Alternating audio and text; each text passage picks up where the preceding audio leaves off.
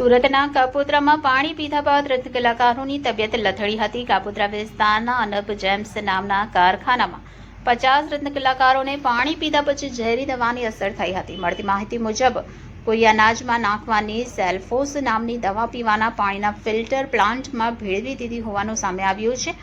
તમામ રત્ન કલાકારોને તાત્કાલિક સારવાર અર્થે હોસ્પિટલ ખસેડવામાં આવ્યા છે। ઘટનામાં 2 દર્દીઓ આઈસીયુમાં સારવાર હેઠળ છે। આ ઘટના અંગે પોલીસે વધુ તપાસ હાથ ધરી છે। મળતી માહિતી મુજબ કાપોદ્રા વિસ્તારમાં ડાયમંડની કંપનીમાં 50 જેટલા રત્ન કલાકારોને પાણી પીધા પછી ઝેરી દવાની અસર થઈ હતી, જેમાં કિરણ હોસ્પિટલમાં દાખલ કરાયા છે।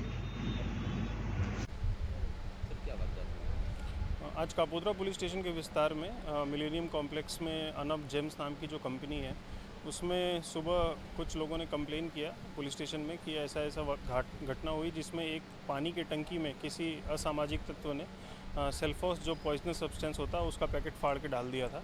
लकीली सेल्फोस का जो पैकेट होता है उसमें 2 पैकेट्स होते हैं, बाहर की प्लास्टिक की पड़ी की होती है और अंदर में उसके एक और पैकेट होता है। तो अंदर का पैकेट फटा नहीं था और जब इन्होंने वर्कर्स ने कंप्लेन किया तो मालिक ने जो अच्छी सोच दिखा के सबको हॉस्पिटल भेजा, किरण हॉस्पिटल और डायमंड हॉस्पिटल।